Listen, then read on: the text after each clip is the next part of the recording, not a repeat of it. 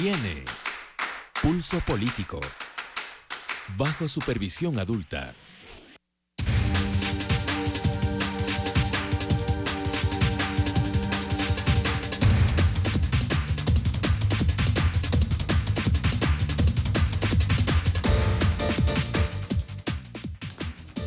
Bienvenidos a Pulso Político, amigos televidentes. Quiero dar un agradecimiento especial a Café Libro y a Gonzalo Proaño por habernos permitido grabar este Pulso Político en este martes. Y bueno, el día de hoy vamos a tratar sobre América Latina. ¿Es el fin de un ciclo? Los gobiernos de izquierda y gobiernos progresistas coincidieron en un común denominador, en su visión social y en la lucha para erradicar la pobreza.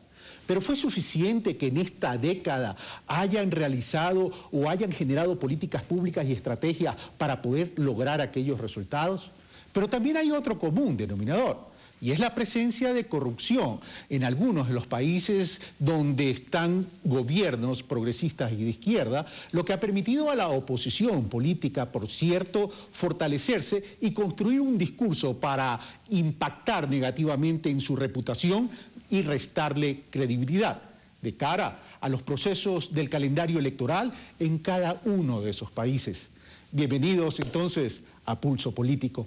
Presento entonces a mis invitados de izquierda, a partir de la izquierda: Francisco Sierra Caballero, director de la CIESPAL, Valeria Puga, analista internacional y catedrática, y el doctor Jorge Mora, también catedrático e investigador en temas internacionales y catedrático de la PUCE, de la Pontificia Universidad Católica. Comienzo entonces haciéndole una pregunta rapidita y una respuesta corta para luego entrar al desarrollo del tema.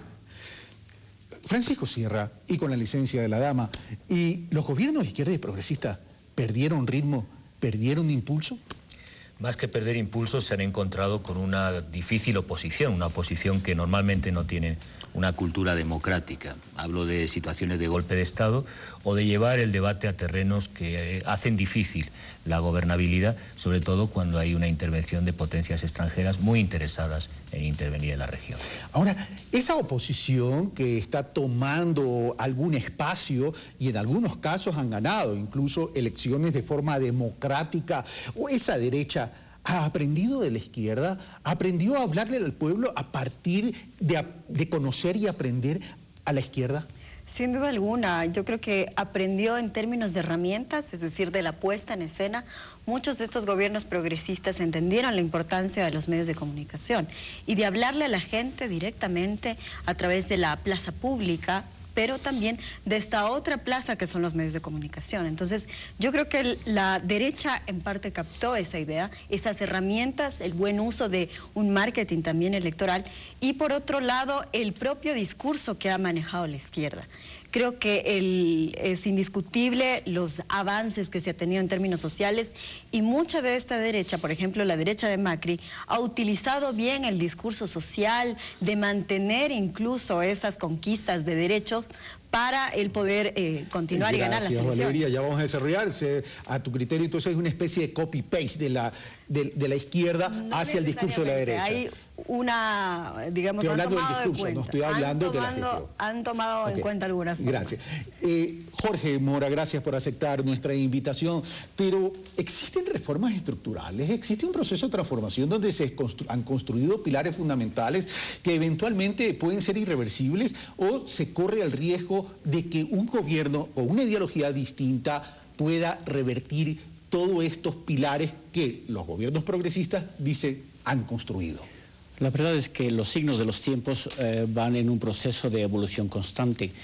De hecho, hoy la gente del nuevo siglo, del siglo XXI, es una gente diferente porque está más interconectada, es parte de la globalidad, y en ese sentido me parece que la exigencia de los gobiernos es ir respondiendo a ciertas necesidades que son cambiantes. No necesariamente significa que si caen los gobiernos de izquierda van a volver los de derecha en los términos del siglo XX. Ya no existe más esa sociedad. Me parece que las exigencias son cambiantes, e inclusive a los gobiernos de izquierda, a los gobiernos progresistas, como que no entendieron que la dinámica del mundo es más rápida que sus propias dinámicas de gobierno. En ese sentido me parece que son pausas, son momentos donde los gobiernos tienen que responder a ciertas realidades que son cambiantes. Bueno, ahora sí, entonces entramos al desarrollo de estos temas. A ver, comencé diciendo que había un común denominador en los gobiernos de izquierda y los gobiernos progresistas, que era la lucha contra la erradicación de la pobreza. Pero que les quiero preguntar a los tres, pero comienzo con Francisco. A ver, la principal debilidad de pronto de estos gobiernos de izquierda y gobiernos progresistas es haber construido una clase media, haber hecho migrar o generar esa movilidad social, de sacar de la pobreza y pasarlos a un estrato socioeconómico distinto, donde las exigencias son distintas, donde las exigencias son mucho más intensas, Francisco. No necesariamente. En la historia de América Latina, el criollismo, el problema de la clase media siempre ha sido una dificultad objetiva para procesos de cambio estructurales. Quizá en este caso un tema en consideración no sea tanto la política social, que ha igualado rentas, que ha ampliado la base de esa clase media, como de la política cultural. Pero hay que cambiar los valores. Si no cambian los valores, difícilmente puede haber... Pero es que a eso voy, Francisco. El tema es qué tanto estos proyectos políticos han sabido empoderar a esa nueva clase media de las sociedades latinoamericanas de estos proyectos políticos, porque para mí ahí está una clave de construcción de sujetos políticos. De manera notoria es central. A mi modo de ver, creo que el déficit en algunos de los procesos de cambio significativos, podemos hablar de Argentina, de Brasil, del mismo Ecuador, ha sido justamente cambiar las matrices culturales. Por ejemplo, los proyectos apuntaban a un cambio de modelos. Si hablamos de Ecuador, la Revolución Ciudadana implica un cambio civilizatorio, un modelo de referencia, una alternativa a modelos de vida, pero la política cultural es importante cambiar esos valores porque hace sostenible ciertas políticas. Por ejemplo, si hablamos de redistribución de rentas o planteamos una nueva institucionalidad o una ciudadanía sudamericana más amplia del concepto de Estado-Nación, son elementos que han estado en el proyecto político pero que no se han traducido en cambios culturales significativos. En esta última parte me acabas de agregar lo que yo llamo el chimichurri a este debate y a este análisis. Es decir, a ver, pero estamos hablando entonces que se centraron en un modelo de crecimiento económico con desarrollo social que tiene que ver con distribución, redistribución. Entonces la clave es, pero ¿qué realmente hemos construido a partir de esa nueva clase media?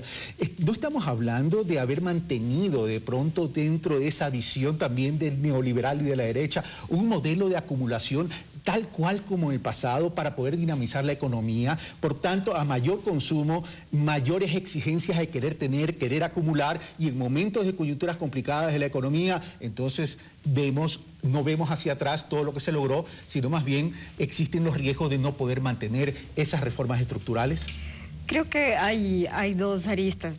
En verdad, los gobiernos progresistas han tenido otro modelo de desarrollo muy distinto al neoliberal. Creo que en absoluto podríamos equiparar el mismo nivel, digamos, de generar este crecimiento económico en términos del neoliberalismo. ¿A tu criterio se cambió el modelo de acumulación? Desde luego, en el sentido de que se redistribuyeron los ingresos petroleros, es lo que sucede en Venezuela. Muchas veces ingresaban estas grandes cantidades por las exportaciones del petróleo, Venezuela uno de los países claves en este sentido, y finalmente, ¿a dónde se iba? Se iba a Miami. No es casual que justamente en esta época en la que nosotros hablemos de una cierta dificultad económica en América Latina, en cambio, se incrementa en el número de vuelos charters de Caracas a Miami. Es decir, sí hay varias contradicciones que creo que todavía no hemos logrado superar del todo. O sea, reconocemos que no se ha podido desarrollar o cambiar ese esquema. Así es, pero ¿por qué pasa esto, Carlos? Porque son apenas 10, 15 años. No vamos a pretender que 100, 200 años en los cuales se ha mantenido un cierto modelo, si se quiere, casi feudal, de hacienda, en el cual ha habido una desigualdad enorme, estructural, fomentada desde el propio Estado. Es la primera vez que gobiernos populares están en el poder. Entonces, creo que hay que tener en cuenta la temporalidad. Ya vamos a definir lo que es gobierno popular. Sí, vamos a definir, porque para mí gobierno popular no es tener la popularidad, sino que el poder esté en lo popular. Exactamente, a eso me refiero. Entonces, es la primera vez que se logra alcanzar, después de tantos años en los cuales ha sido otra la estructura del Estado. Por tanto, no podemos pretender que en 10, 15 o 20 años se logren las transformaciones radicales que quisiéramos. Desde luego creo que se han dado pasos muy importantes y crear las condiciones para generar esos cambios estructurales. Eso vamos a analizar, qué tan sólido y qué tan sostenible va en el horizonte de tiempo vamos a tener en términos de estos pilares fundamentales que se han podido construir. Pero aquí hay otro tema que parto de lo que dice Valeria. Dice, se aprovechó los ingresos petroleros para poder hacer todo este trabajo y lograr estos objetivos. Pero también hay algo que es evidente. Los gobiernos latinoamericanos, si bien unos aprovecharon más que otros los ingresos de los commodities, seguimos dependiendo de los commodities y eso y es otro común denominador y eso constituye también una amenaza y también una debilidad para estos gobiernos progresistas. En aquello me parece paradójico la forma de gobernar, porque se pretende hacer un gobierno con ideas de izquierda, de solidaridad, de distribución de la riqueza. Sin embargo, los ingresos fueron exclusivamente confiados a la especulación en el mercado de commodities, del mejor neoliberalismo existente. Y eso es el gran pecado de los gobiernos progresistas, haber confiado en la especulación del precio de las materias primas y no haber desarrollado modelos más sostenibles y sustentables en el hecho de cambiar, por ejemplo, con mayor efectividad la matriz productiva en el caso ecuatoriano, para no depender de la especulación de los precios de materias primas en el mundo internacional. Eso me parece que es un elemento importante. El otro elemento importante es que sí, como dice usted, es demasiado cortísimo el tiempo, 10 años no es absolutamente nada. Recordemos que cuando cae la Unión Soviética, luego de 70 años de ideas de izquierda, sin embargo, la gente no la pudo sostener en cuanto a la ideología. Me parece que es un tiempo que se necesita mucho más largo y aquello me parece que también faltó muchísimo trabajar en la mentalidad de los jóvenes. Desde los tiempos de Aristóteles y de Platón, desde hace 2500 años, por ejemplo, se habla de dos tipos de gobierno. Aquellos de donde todos podemos salir y donde también es el gobierno de pocos. Y desde ese sentido son dos formas de gobernar. O planteamos un gobierno de solidaridad social, donde sacamos de la pobreza a la clase media e intentamos disminuir la cantidad de ricos, o hacemos un canto a la propiedad privada. En ese sentido me parece que ha faltado mayor énfasis en los procesos educativos para sostener una forma de ver la vida, de entender los valores sociales, aquellos de ser solidarios y de necesitar solamente aquello que estamos como básico para vivir. Bueno, ¿alguien quiere opinar sobre lo dicho por Jorge? Francisco, Valeria. Sí, yo creo que estamos en eso de acuerdo. Hay un acuerdo en que en verdad ha sido complicado lograr dar pasos mucho más agigantados o mucho más rápido de lo que hubieran pensado estos gobiernos progresistas con un modelo en el cual se sigue priorizando los commodities y creo que ese es un factor común a América Latina. Bueno, vamos al tema. Los gobiernos de izquierda y progresistas cuando llegan al poder se encuentran con una ausencia del Estado y se comienza a hablar sobre la necesidad de recuperar lo público, el Estado. Pero el tema es, ¿hemos entendido y comprendido la dimensión del Estado, Francisco, en los países latinoamericanos? Yo haría un saldo muy positivo en esta década ganada para la región en términos de institucionalidad. No solo se ha situado en el centro de la política económica y social al Estado, sino que se ha repensado los retos de una economía globalizada construyendo instituciones supranacionales, de CELAC, UNASUR, y eso es importante porque es una institucionalidad que ha protegido amenazas a la democracia, a los derechos humanos, como hemos estado viviendo con los golpes recientes, pero además construyendo también un tejido de mayor cooperación sur-sur.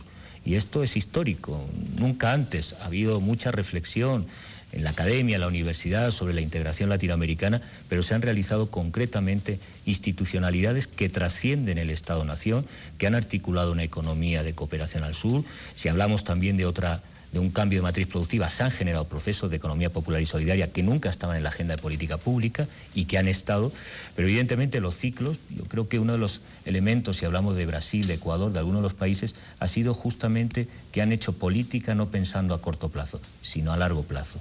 Por ejemplo, la red de infraestructura hidroeléctrica o de infraestructura de transporte y comunicaciones que garantizan a un país como Ecuador, o si hablamos de la política cultural en Brasil, un futuro para generaciones, desde luego, con una mayor esperanza de lo que tenían antes de que se iniciaran esos ciclos de progreso. Vamos a hablar de esa integración también en este panel. Ahora, el tema es, estamos hablando de Estado, Francisco resalta el tema de la reconstrucción del Estado, del fortalecimiento del Estado, Pero ¿se ha comprendido realmente el Estado en su gran dimensión en términos de impacto de dinamizar el desarrollo? Porque, por ejemplo, te pongo un ejemplo. Aquí en el Ecuador, cuando se habla del Estado ecuatoriano, mucha gente mira al gobierno central, pero no mira a los gobiernos autónomos descentralizados. Es decir, no se enfoca en los desarrollos locales, territoriales y regionales. Y eso también pasa en otros sectores de Latinoamérica, salvo excepciones que tienen otro tipo de modelo de desarrollo regional. Valeria.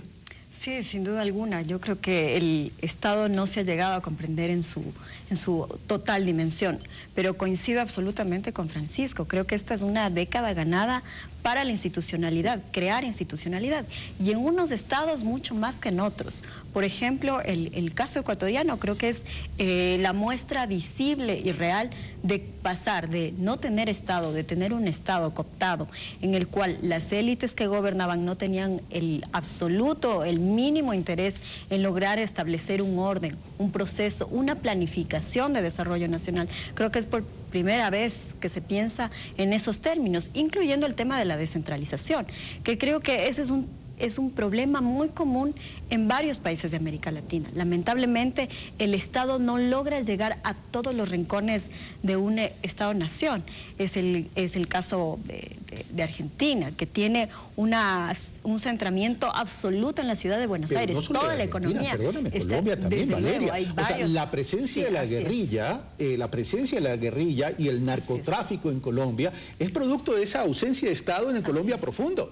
Es decir, si nosotros leemos, hay un libro que se llama Perdonar lo imperdonable, y cuando vemos la narrativa de las víctimas y de los propios victimarios, estamos viendo y palpando y siendo testigos de la ausencia de Estado en lo más profundo, que tiene que ver con lo rural. Así es, Carlos, y es precisamente por lo que tú acabas de mencionar, ya que nombras Colombia, que ahora se habla de una paz territorial. Es decir, de una paz que alcance a cada uno de los confines de Colombia, principalmente las zonas que han sido afectadas. Recordemos que el principal problema, uno de las causas del conflicto, es el problema territorial, es el problema de las tierras. Pero en ese problema territorial, Jorge, parecería que los grandes polos de desarrollo, por ejemplo en el caso de Ecuador, Guayaquil y Quito, como que los ciudadanos no tomamos conciencia de que existe el Ecuador más allá de Guayaquil y Quito. Entonces, ¿cómo emprender políticas de verdadera solidaridad en términos de desarrollo y de inclusión de lo rural hacia la vida de la patria? Y pongo el Ecuador porque estamos acá, pero en general es Latinoamérica. Por supuesto. Me parece que las ideas, por ejemplo, que se desarrollaron en la Constitución de 2008 superan la realidad del imaginario de la ciudadanía. El imaginario todavía no supera aquella idea de tener un líder máximo, ¿cierto? Un caudillo. Si bien es cierto, el Estado se plantea en términos de democracia, de participación, de tener un Estado más bien representativo en todos sus niveles, las personas como que no logran captar que esto no depende solamente de una sola persona. Y aquello ha sido dañino, porque aquí se habla más que de la Revolución Ciudadana, se habla del correísmo. En Argentina quizá del kirchnerismo, quizá la imagen de Lula ha sido bastante fuerte porque las personas, los ciudadanos todavía no acaban de entender. Y te recuerdo que en Colombia se hablaba del uribismo. Sí, se hablaba del uribismo porque es un problema general. Me encantan las sociedades donde se empoderan, donde cada ciudadano asume su rol político en todas sus dimensiones. En su dimensión, por ejemplo, tributaria, en su dimensión participativa, en su dimensión ciudadana, en su dimensión social, en su dimensión cultural. Pero aquellos elementos no se han desarrollado. Permíteme interrumpirte para precisar y acotar algo. Tú dices, se debería llegar a aquello, pero resulta que la ciudadanía no genera pues tampoco la presión ciudadana y social para que sean los alcaldes y los prefectos a generar un cambio en ese sentido. Es decir, porque cuando uno ve las estadísticas y dice el 70% de los ingresos de los gobiernos autónomos descentralizados en el Ecuador, pongo el ejemplo del Ecuador, que es el caso que más conozco por evidentes razones, proviene de las asignaciones, es decir, de las transferencias, y que de ese presupuesto del 100% en promedio, entre el 60 y el 65% lo dedican a gasto corriente, significa que no hay tampoco una ciudadanía sintonizada con la realidad y no hay líderes políticos en las localidades comprometidos con la transformación. Por supuesto, y eso es un feo defecto, digamos un defecto grave que a través de la historia, y no solamente en el Ecuador, sino en toda América Latina y que sea en el mundo, es uno de los defectos de la democracia, el pensar que los gobiernos son aquellos gente que da o que resuelve problemas de empleo, por ejemplo. Por eso es que los ingresos se generan en gasto operativo. Inclusive la inversión que en el Ecuador fue muy importante, sin embargo, se descuidó porque los precios de los commodities del que hablábamos hace un momento no dieron. Pero hay la tendencia a pensar que la vida del ciudadano la debe solucionar el papá Estado. Y ese es un error grave, en el cual inclusive caen las mismas autoridades. Y en este caso el gobierno central. El gobierno central o los gobiernos seccionales. Por aquellos que el gobierno, antes de ser gobierno, planteaba esta idea como muy válida, el hecho de bajar el gasto corriente para ponerlo en inversión. Pero no ha sido posible, porque los gastos políticos, los compromisos políticos hacen que la gente presione para tener un puesto. A la gente le interesa muchísimo más estar trabajando en la coyuntura más que generar procesos democráticos. De Francisco, entonces se repitió un poco lo del pasado clientelismo político, Francisco. No necesariamente. Yo haría dos matizaciones. Una que es importante. La cultura política no se construye solo con política pública. La política pública puede construir un escenario y un marco normativo que haga posible que la ciudadanía tenga una mayor conciencia. Si hablamos de muchos de los países de América Latina, ha habido una conciencia de la importancia de las políticas públicas, de justicia social, de desarrollo equilibrado, de integración territorial dentro de un Estado que normalmente han estado, la mayoría de la construcción de los Estados-nación en América Latina, muy desequilibrados en servicios públicos, en cobertura del propio Estado. Yo creo que ahí ha habido un cambio importante y hay una nueva generación también que está disfrutando los éxitos de esta década ganada y que también están concibiendo la importancia de que tienen derechos y que hay que reclamarlos de algún modo. Entonces es un elemento que es central, la cultura política, y que una política de Estado no puede construir. Y hay otros elementos que tienen que ver con la coyuntura y los azares de la disputa política, en el que sí podemos hacer una crítica sobre la gestión pública y de las potencialidades que se podrían haber articulado. Pero este elemento de la cultura política es importante y no se construye en una década, se construye en una generación o dos que vayan cambiando. En el diagnóstico que pudiéramos hacer no observo un clientelismo significativo si comparamos con la historia de modelos de cacicazgos, de redes clientelares. Pongamos el caso ilustrativo de Brasil. Son los que han organizado el golpe de Estado los que representan la esencia del caciquismo, del caudillismo y de lo que es la historia nefasta que se ha tratado de cambiar con Lula y evidentemente con reglas democráticas, ¿no? Pero también hay otro común denominador, además de los que ya mencioné en la introducción, y es que estos países latinoamericanos donde se asentaron los gobiernos de izquierda y gobiernos progresistas, el común denominador son los grandes líderes, es decir, líderes casi caudillos con personalidades y carácter fuerte dentro de la gestión, dentro de la política, y por tanto los procesos de transformación no están apuntalados por los movimientos y organizaciones sociales, sino básicamente desde estos líderes, y en ausencia de estos líderes se presentan problemas de carácter en términos de sostenibilidad de los proyectos. Valeria. Creo que hay que hacer un señalamiento, que muchas veces he creído que este tema del caudillismo o de la dependencia de una figura de líder es exclusivo de América Latina. Si nosotros revisamos la historia la hacen liderazgos fuertes, pero también evidentemente organizaciones sociales. Si uno revisa, por ejemplo, la historia de Europa o de las primeras organizaciones internacionales, vamos a ver un Richelieu, un Bismarck, que son los hombres que van forjando también esta Europa. Ahora, vamos a Latinoamérica. Evidentemente, para estas transformaciones hemos tenido estos grandes líderes latinoamericanos que han sido quienes han podido sostener estos cambios. Porque yo tengo una hipótesis, creo que a falta de institucionalidad, quienes pueden darle legitimidad a todas esas medidas son estos liderazgos fuertes como los de Correa, como los de Evo, como los de Néstor, como los de Chávez. Ahora, desde luego, nos falta avanzar muchísimo. Pero sin embargo, estás viendo la coyuntura política electoral en estos países que has mencionado. Así es. Así es. Ahora, el problema es que nos vuelve débiles el momento en que no contamos con estos líderes. Y ahí es cuando se hace necesario, imprescindible, contar con la organización política y la organización social. Hay un tema que yo lo he señalado ya en varias ocasiones, y es que lamentablemente mucho de este capital humano de las fuerzas progresistas que llegaron a gobernar se centró precisamente en la construcción de este Estado, en la construcción de las grandes políticas públicas, de este programa de desarrollo, y se descuidó muchísimo la organización política, la organización social, el ir con el ciudadano de a pie y también politizar la política pública. Creo que esa ha sido una de las fallas que se atraviesan en cada uno de los procesos de Pero para algunos, Jorge, este tema de la politización de la política pública, que me parece bien porque eso tiene que ver con la toma de conciencia conciencia sobre las políticas públicas, política de Estado, pero también para algunos analistas internacionales, Latinoamérica tiene una sobrepolitización que ha saturado y esto hace también que el elector se canse. Yo diría que América Latina es un tanto tropical en cuanto al análisis de sus situaciones, porque a veces exageramos en la bondad o en la maldad de los líderes. Se pretende decir que desde la izquierda que los gobiernos son los mejores de toda la historia. Desde la derecha diría que son los peores y no están así. Me parece que no se han vendido bien o no se han manifestado bien algunos conceptos que son básicos. Por ejemplo, cuando el presidente Correa dice, tenemos carreteras, lo que está diciendo es que por lo menos tenemos ya indicadores de desarrollo humano más altos, o el indicador Gini. Son aquellas condiciones de vida que permiten tener un mejor vivir, mejores condiciones de vida, mejores accesos a la salud. Me parece que estos gobiernos que han tenido una serie de logros, pero me parece que no han sido lo suficientemente publicitados o metidos en los procesos de conocimiento de la gente, para que pueda entender los conceptos más allá de ciertos efectos que son más bien de carácter de mercado. Pero eso significaría entonces que si las personas no lo han entendido, ya sea por una mala política de comunicación o de publicidad, significa que no ha habido cercanía con la gente. No, me parece más bien que no se en la localidad, el mensaje correcto, porque tengo la impresión de que dada nuestra idiosincrasia, en el hecho de ser más bien pendulares, el hecho de que nos gusta estar al un lado y al otro, a veces en mi casa o a veces donde mi suegra, y es el efecto político bastante tropical.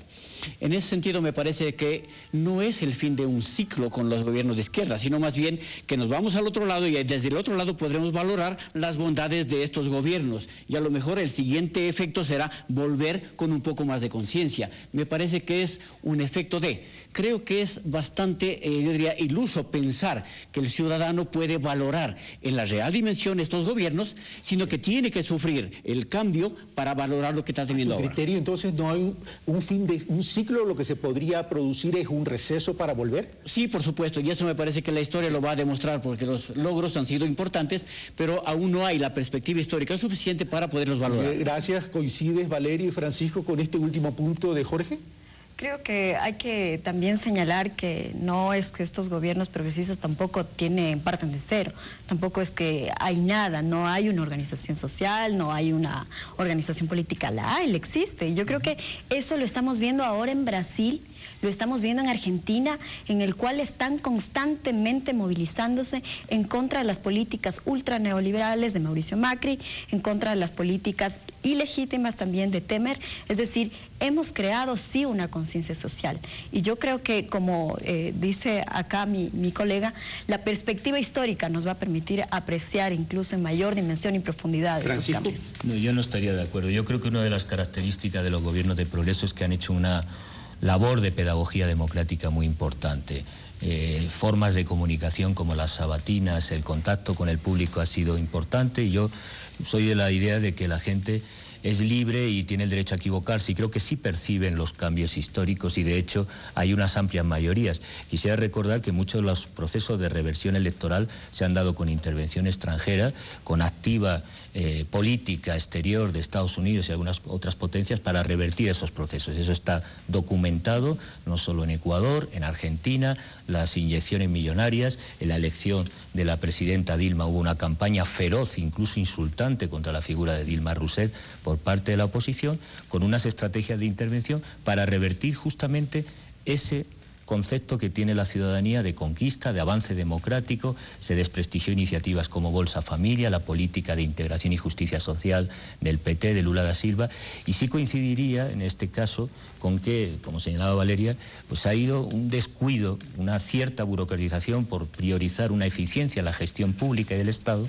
de trabajar con los sujetos políticos. Yo creo que ahí sí que hay que trabajar más. Hay una tarea pendiente ahí. Es necesario trabajar más con la ciudadanía, desde luego, pero sí se ha hecho un gran esfuerzo de pedagogía democrática, y creo que la voluntad mayoritaria de la población sigue apoyando esos procesos de justicia, porque son necesidades históricas no satisfechas que requieren por lo menos 2 o 3 décadas para poder revertir y reequilibrar esos procesos, ¿no? Gracias, Francisco. Bueno, vamos a hacer una brevísima pausa y regresamos con más de este Pulso Político, donde vamos a analizar ya también a más profundidad. ¿Realmente existe una estrategia de boicotear a los gobiernos progresistas y de izquierda? ¿En qué se sustentan para poder decir eso? Y ¿Qué tanto se han blindado estos gobiernos y estos proyectos de estos ataques que acaba de mencionar Francisco y que no son nada nuevo? Venimos de inmediato.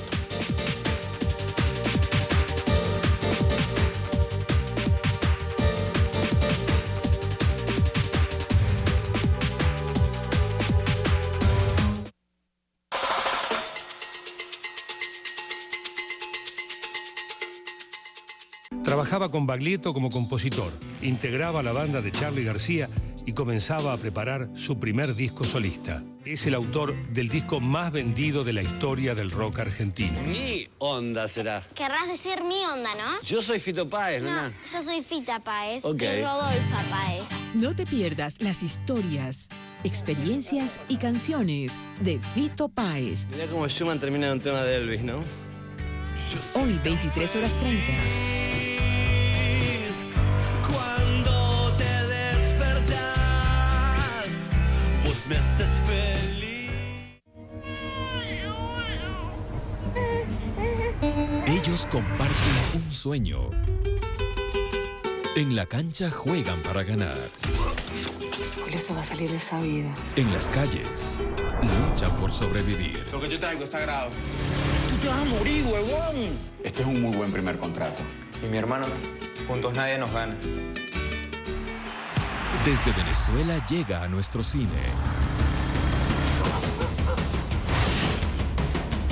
Este jueves, 23 horas. Hermano, por Ecuador TV. Somos todos. ¿Crees que el reggaetón y la salsa tienen algo que ver? La respuesta la tienen ellos. Con 1 millón, sin 1 millón, gozo un montón de paren mi vacilón, ya tú sabes. Aquí en la marca un bombón, nosotros somos dulce, boricua de corazón. La clave, pa. Mucha gente no lo sabe, yo escribo en clave. Grandes Documentales te trae La Clave.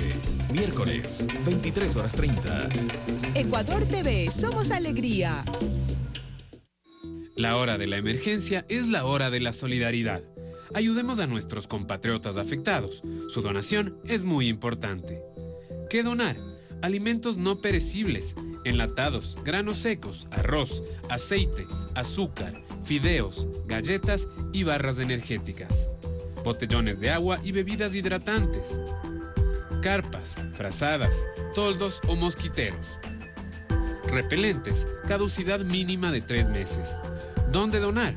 En todas las dependencias del Ministerio de Inclusión Económica y Social, a nivel nacional.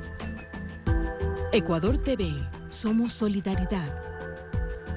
Toda la información sobre esta emergencia, conócela en www.ecuadorlistoysolidario.com o para donaciones y voluntariado, llama al EQ 911. Este miércoles en Café TV hablaremos sobre el encuentro achocolatado más grande del mundo que tiene como sede Ecuador. VivoFi, una aplicación completamente ecuatoriana que ya se encuentra en el mercado internacional. Y conozca Sabrocón, un lugar para homenajear a tu mascota. 8 de la mañana, por Ecuador TV. Ecuador TV, somos todos. Este miércoles en Palabra Suelta nos acompañan Fernando Carrión, catedrático, investigador, experto en fútbol y sociedad, y Carlos Villasís, presidente de la Federación Ecuatoriana de Fútbol, quienes hablarán de todos los pormenores de la Copa América y la situación actual de la selección ecuatoriana de fútbol. Este miércoles 22:30.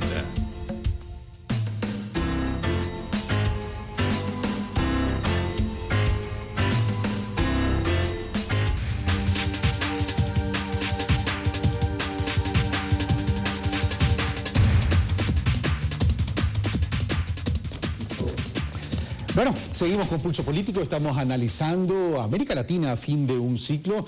En la última parte del primer bloque, Francisco Sierra Caballero, director de la CISPAL, nos hablaba que estos gobiernos de izquierdas y progresistas están siendo objeto de un boicot, tratar de sacarlos del espacio político electoral para las próximas elecciones. No estoy hablando de Ecuador tan solo, estoy hablando de la región, a efectos de poder darle espacio a la derecha ecuatoriana. Y quiero comenzar de nuevo, por Francisco, ya que tú terminaste con este tema para abrir, y quiero citar a un compatriota tuyo, Íñigo Errejón. ¿Lo dije pronunciar? Errejón. Errejón. Era para ver si estabas atenta, Valeria. Bueno, pero vamos a lo siguiente. Dice Íñigo, en uno de los últimos programas de Ford Apache, decía, uno de los pecados de los gobiernos progresistas es que gobiernan como que si no estuvieran de paso. Primera expresión de Íñigo que coincide con los gobiernos progresistas latinoamericanos. Pero por otro lado dice, las elecciones se ganan y se pierden y son el reflejo de las libertades, pero siempre se asume conspiración. El tema es que no se ha sabido blindar los procesos en Latinoamérica. Francisco, ¿qué opinas? Estaría de acuerdo en cuanto a las políticas de seguridad. Es verdad que poner de acuerdo a varios estados con agendas diferentes para hacer procesos de integración se ha logrado con diferentes iniciativas como Petrocaribe, toda la institucionalidad del nuevo regionalismo latinoamericano.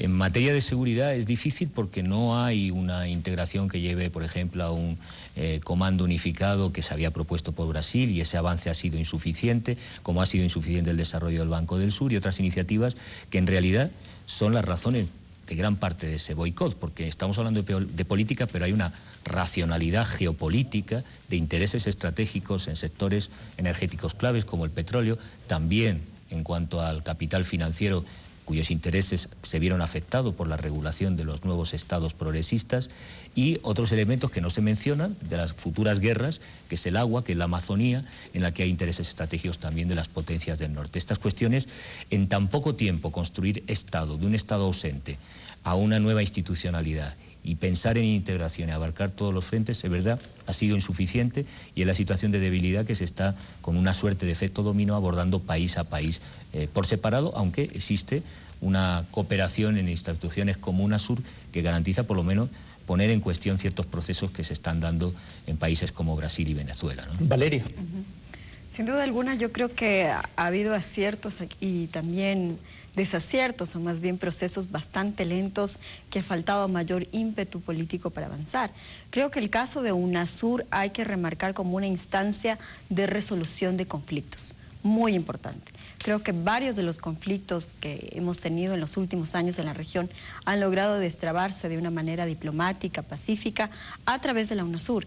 El caso de Colombia-Venezuela, el caso de las intentonas golpistas que nosotros mismos lo sufrimos en el 2010, pero sin duda alguna hay a nivel internacional y a nivel geopolítico un intento de relanzamiento del TTP, del Tratado Transpacífico, y creo que no hay que disociar todas las maniobras que se han realizado en Brasil, que se han realizado en Venezuela, en Argentina, relacionarlas y vincularlas con este nuevo relanzamiento de una geopolítica internacional sustentada nuevamente en los valores neoliberales. Pero esa geopolítica internacional que presiona, ¿se da por qué motivos? A ver, se decía que Estados Unidos tenía una nueva mirada hacia Latinoamérica, pero de acuerdo a lo que dice Francisco y de acuerdo a lo que confirma Valeria, daría la impresión que no es así. Es decir, eso se produce por la cercanía de Latinoamérica, sobre todo en los países donde se asientan gobiernos de izquierda y progresista, a Rusia y a Irán. Me parece que hay que distinguir dos elementos. El uno es la importancia que tiene Latinoamérica respecto al mundo como proveedor de materias primas, y ese rol me parece que no es deseable para nosotros, porque lo que se intenta es desarrollar el elemento humano, desarrollar la capacidad de producción, desarrollar, darle valor agregado a los elementos, inclusive para mejorar nuestra capacidad de vida y nuestras condiciones de vida. Me parece también que en este sentido hay que medir los efectos de los propios errores. Yo quiero remarcar aquello que se decía, cuál es el peso y cuál es la importancia en el sostenimiento de este tipo de gobiernos, por ejemplo, con el no desarrollo del Banco del Sur. A la larga es un elemento fundamental al cual le ha faltado un impulso político decisivo, pero sobre todo de parte de... fundamental, Jorge, no solo para los gobiernos de izquierda y progresista, para cualquier gobierno de cualquier país, porque estamos hablando de Latinoamérica. Por supuesto, y es un elemento clave, aquellos que nos puedan haber dado la sostenibilidad, porque a la larga salimos de la dependencia con los Estados Unidos y vamos un poco a caer en la China, y eso no es tan saludable. Me parece que ha faltado la decisión política para entender el efecto del movimiento financiero.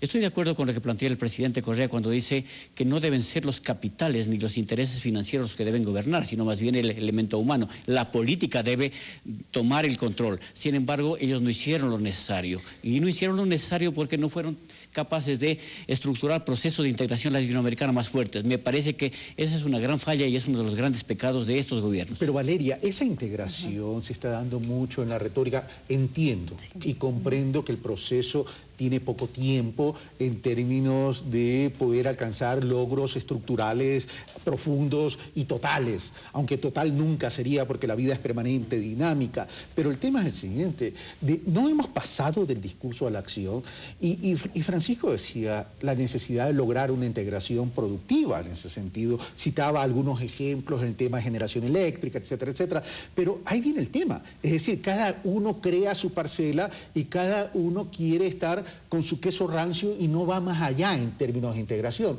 Y Latinoamérica dividida, desagregada, no puede alcanzar un verdadero desarrollo.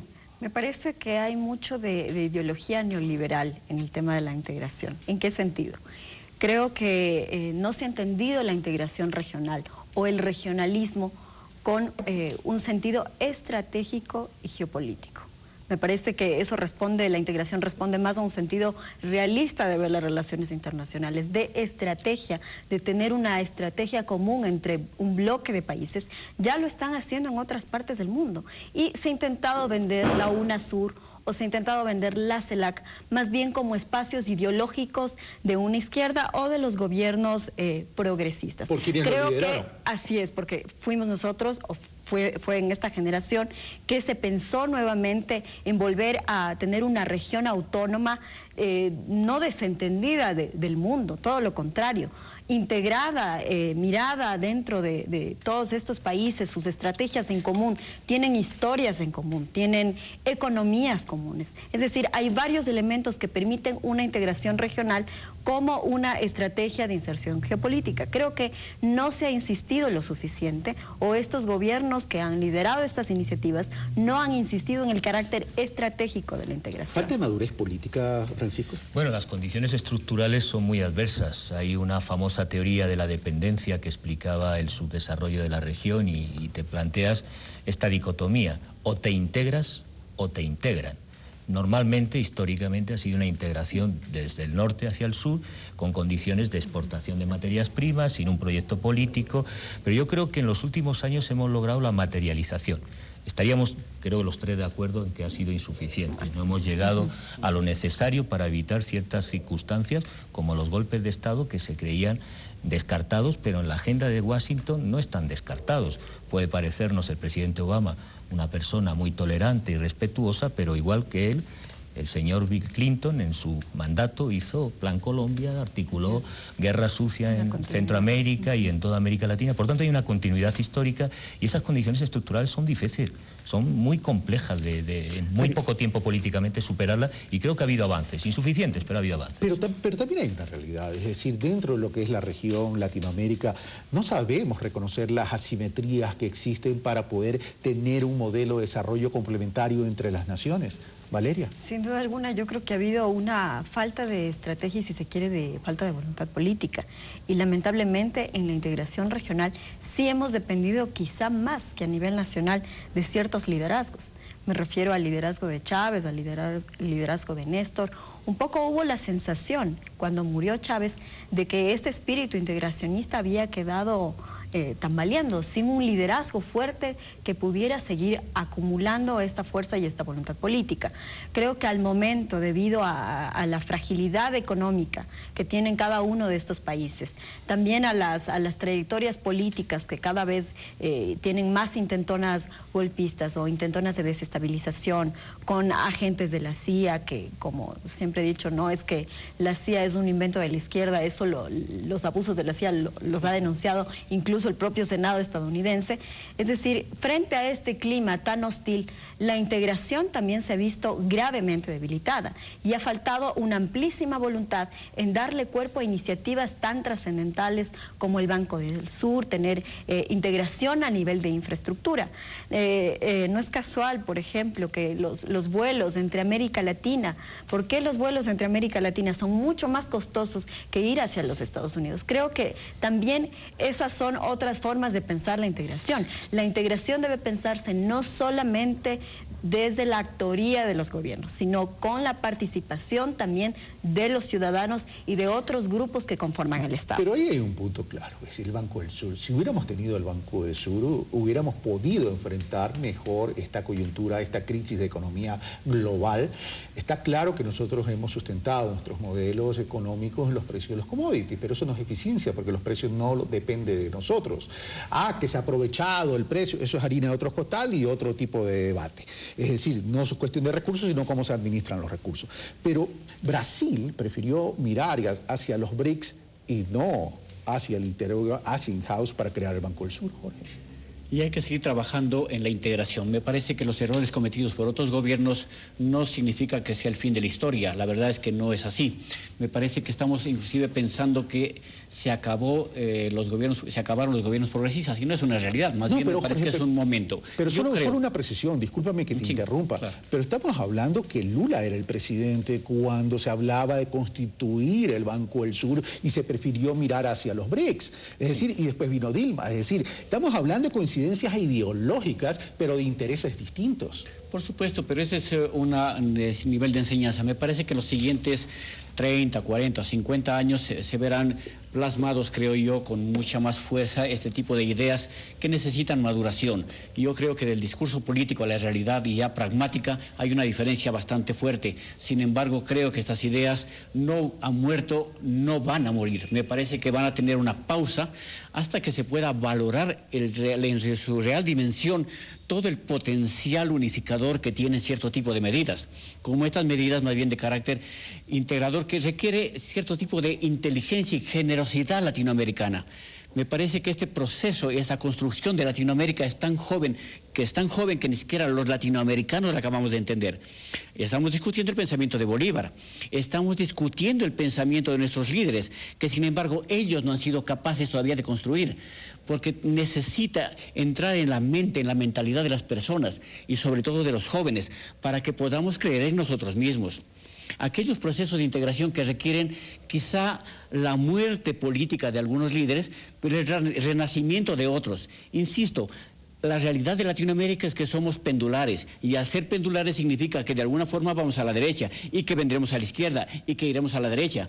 Pero creo que hay que entender a Latinoamérica en los siguientes 50 o al menos 100 años, y habremos que tener un poco de pausa y de paciencia. Yo creo que no hay batallas perdidas. Lo que sí hay es la construcción de un modelo de integración latinoamericana que es lento, que tal vez nos decepciona a quienes somos adultos, pero que yo creo y con mucha fe que va caminando, porque son importantísimos los logros que se han dado en libertad, en autonomía, en soberanía, en latinoamericanismo. Pero estamos, ya que hablas de soberanía, primero dos preguntas, Francisco. No se debería hacer dos preguntas en una, pero lo voy a hacer, voy a romperlo, lo tradicional. Vamos a lo siguiente. Jorge habla del tema péndulo. Hemos regresado a esa cultura del péndulo, por un lado, y por otro lado, hemos entendido la necesidad de que, si bien podemos tomar una pausa, o a lo mejor no, o a lo mejor continuar en términos de estos procesos y estos proyectos políticos, ¿se queda sembrada la semilla tan fuerte como para retomarla con fuerza? Yo creo que hay nuevos actores políticos. El movimiento indígena, desde el neoliberalismo en la época más dura de los 80, ha tenido un protagonismo que no se daba antes en la historia.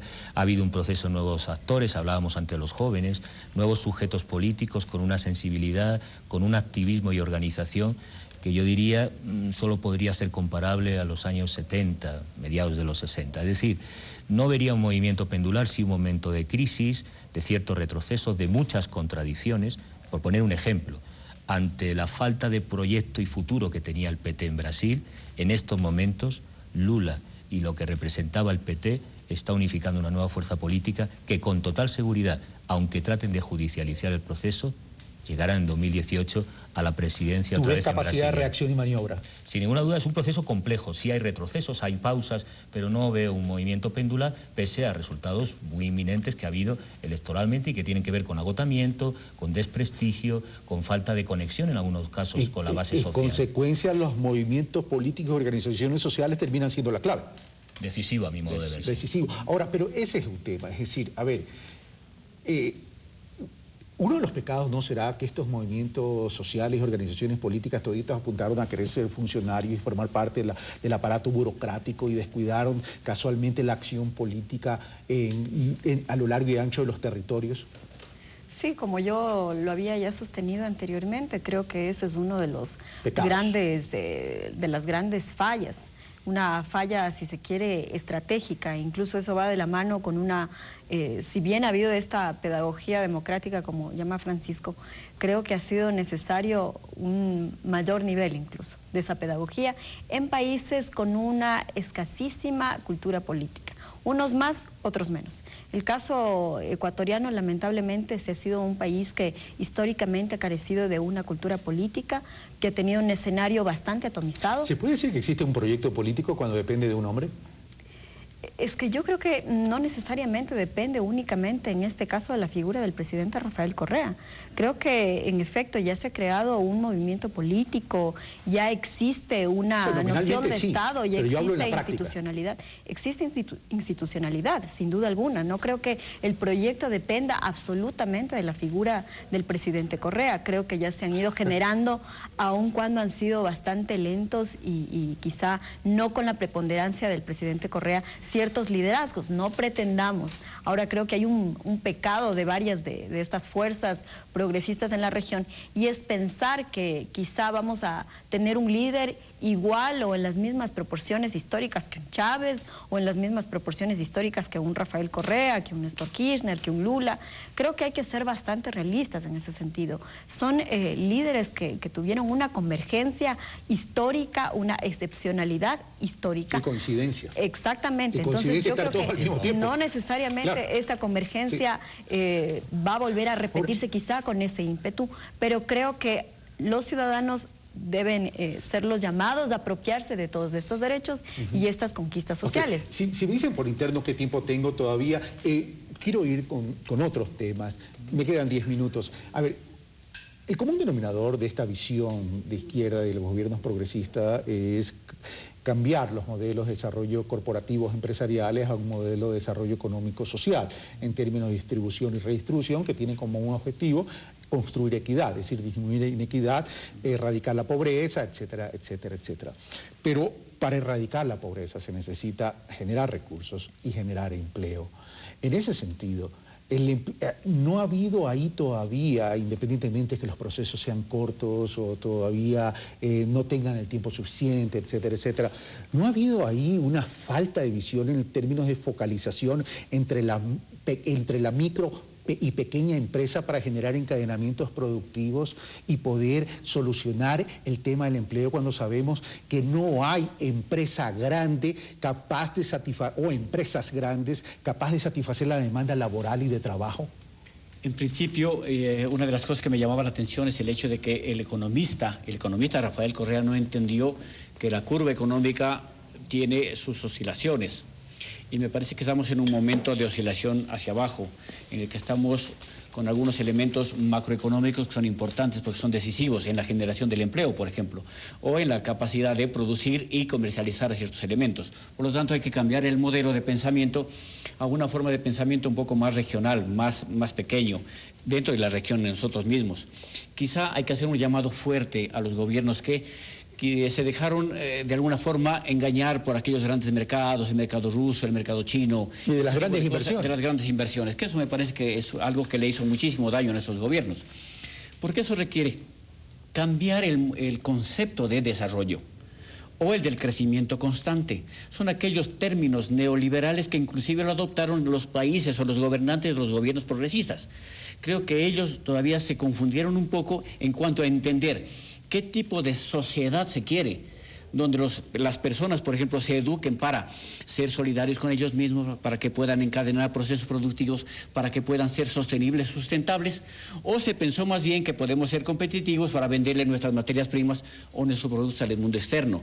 Creo que el mismo gobierno se confundió de alguna forma en intentar entender procesos de integración a nivel global, a nivel mundial. Me parece que había que tener un poco de pausa para entender y diseñar aquello que lo he escuchado en algunas partes, en algunas tertulias de personas afectadas al gobierno, que dicen, por ejemplo, que es el fin del capitalismo y estamos en un nuevo momento, ¿no es cierto?, donde no podemos ganar más allá de aquello que necesitamos. En el discurso está bien, pero que no se ha hecho pragmático, no se han desarrollado ciertos elementos muy necesarios en la construcción de criterios económicos, políticos, financieros, culturales. Sí, está bien, la gente dice, no vamos a hacer lo mismo de siempre, yo también creo que es correcto. Pero, por ejemplo, no solamente por efecto del gobierno de Rafael Correa, sino, por ejemplo, por la presencia del grupo indígena o de los jóvenes que tienen otros elementos que no han sido construidos por el gobierno, sino más bien por la cultura. Gracias, Valeria. Sí, bueno, yo creo que nos falta muchísimo aún en términos de pedagogía y mayor apropiación por parte de la ciudadanía de varias conquistas. Pero qué importante puntualizar que hace falta. Sí. Desde luego. Yo creo que todas estas políticas públicas no han tenido quizá una fuerte politización, no solamente del gobierno. Yo diría que no hay que adjudicar toda la responsabilidad a un gobierno, que es el gobierno el que tiene que venir a explicarme cómo son las cosas. Creo que ha habido una falta de mayor participación y empoderamiento de los propios ciudadanos de todos esos derechos y conquistas obtenidas. Entonces, creo que ese es el horizonte que en América Latina debe trazarse.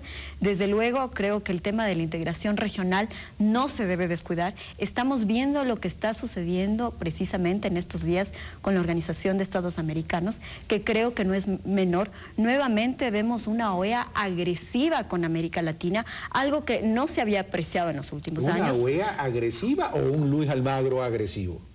Desde luego es la figura del secretario general también, pero no hay que descuidar la historia de la OEA, Carlos. No, eso es la definitivo. Historia de la OEA nos da la pauta para pensar que lamentablemente esa organización no ha funcionado con toda la independencia que debería funcionar un organismo internacional. ¿Alguna vez funcionó? Entonces, tenemos algunas competencias, desde luego tienes la CIDH, la Corte Interamericana de Justicia, etcétera, que merecerán una evaluación aparte, pero que hemos visto que se ha utilizado como una medida de legitimar los discursos de las oposiciones a través de la Organización de Estados Americanos. Pero, por ejemplo, te iba a preguntar sobre el tema de la pequeña, la micro y pequeña empresa, la necesidad de generar empleo, pero Valeria ya me llevó a otro tema. ¿La OEA sirve para algo? ¿Realmente? Pues yo creo que, como sucede con Naciones Unidas, si tiene algún sentido debe ser refundado, pero la apuesta del regionalismo latinoamericano creo que es acertada. La historia infame de la OEA, como otros organismos internacionales al servicio de Estados Unidos, pues francamente no garantiza una legitimidad democrática. Las declaraciones de Almagro descalifican como secretario general toda representatividad de la pluralidad de fuerzas de progreso, porque estamos hablando de democracia, estamos hablando de derechos humanos, no estamos hablando de opciones políticas que es legítimo tener y que incluso también un secretario general puede favorecer cierta política, pero hasta cierto grado, no puede estar... Independientemente que guste o no guste la política interna de Venezuela, estamos hablando del secretario de la OEA. Respeto a la legitimidad democrática electa, ¿no? En ese sentido, se creó UNASUR, se creó CELAC, Francisco, y se dice, bueno, es que aquí vamos a coincidir y es mejor ir en bloque a la OEA. Pero el tema es, ¿ha sido eficiente todos estos nuevos organismos como CELAC y UNASUR? Yo coincido con Valeria, yo creo que ha sido muy importante, se han resuelto por la vía diplomática conflictos limítrofes, por ejemplo, citaba el caso de Venezuela y Colombia, se ha permitido también tener una voz propia en el concierto internacional, impulsar una agenda también en foros internacionales, creo que ha sido muy importante y son datos y hechos muy concretos en la política exterior de los países progresistas que han impulsado otra voz en un sistema que se pretende unipolar cuando no tiene mucho sentido en un escenario complejo como el de la globalización, ¿no? Bueno, me quedan creo que 3 minutos, 3 minutos exactos, gracias Negrito, para las conclusiones, Jorge. Yo creo que los procesos de los gobiernos progresistas han sido muy importantes, me parece que hay mucho por hacer, creo que no están muertos. Creo que va a haber un momento de pausa y creo que a futuro, cuando haya la perspectiva histórica necesaria, se podrá ir construyendo una América Latina mejor, una América Latina más solidaria en términos de participación ciudadana, pero creo que vamos a tener que vivir momentos de cierta crisis, que no nos debe asustar, sino más bien entenderlo como natural en Latinoamérica. Me parece que volverán tiempos mejores, aunque me temo que los siguientes años sean de crisis y de problemas, pero creo que están sembradas las raíces suficientes para tener esperanza hacia el futuro. Me has hecho acordar de una cumbia, no estaba muerto sino de parranda. Exactamente así. Más o menos. Así. Valeria, tu minuto. Bueno, creo que sin duda alguna América Latina debe continuar trabajando en su integración en todas las aristas posibles, desde los temas económicos, los temas políticos, pero incluso yo diría los temas comunicacionales. Existe una geopolítica comunicacional que ha amenazado de manera permanente a los gobiernos progresistas y creo que no ha habido una estrategia en común para también crear a través de estos medios de comunicación, de estos nuevos canales, crear un sentido de ciudadanía sudamericana. Creo que es importante entender a la integración en todas sus aristas y dimensiones. Gracias, Valeria. Francisco. Voy a señalar 3 retos que creo que son importantes. Uno lo ha señalado ya Valeria. Creo que no hay una agenda y estrategia de comunicación a nivel regional. El mundo se debate en la construcción de sentido en la comunicación internacional con grandes grupos globales y los gobiernos progresistas no han logrado articular en este frente. En segundo lugar, creo que hay que recuperar el espíritu de Porto Alegre, el diálogo con los movimientos sociales, la legitimidad democrática que ha hecho posible las transformaciones de los gobiernos progresistas con ese apoyo a la masa social, y esta es una agenda que hay que recuperar. Por ejemplo, si hablamos de gobernanza Internet, que son propuestas que en Ecuador, en Brasil se han venido situando. Y en tercer lugar, todos estamos de acuerdo, hay que mejorar la institucionalidad. Ha habido gran innovación constitucional, política, jurídica de los gobiernos progresistas, pero en el regionalismo latinoamericano hay que profundizar aún más esa institucionalidad democrática. Francisco, muchas gracias. Valeria, muchas gracias. Jorge, muchas gracias. Lo cierto es que se avecina el calendario electoral en algunas partes, en algunos países donde están asentados estos gobiernos de izquierda y progresista. A las elecciones no hay que tenerle miedo. Lo que los ciudadanos tenemos que comenzar a exigir a nivel de Latinoamérica es que las propuestas sean claras, profundas, responsables y que vengan acompañadas con una estrategia para crear y fortalecer los pilares que ya se han construido o los 9 pilares que hay que construir. No podemos aceptar ya discursos creados a través del marketing político, porque si no, a esos candidatos, sean de izquierda o de derecha, habría que dedicarles, parafraseando un poco a Ricardo Arjona, el problema no es que me mientas, el problema es que te crea. Esto fue Pulso Político, soy Carlos Rabascal. Gracias, señores.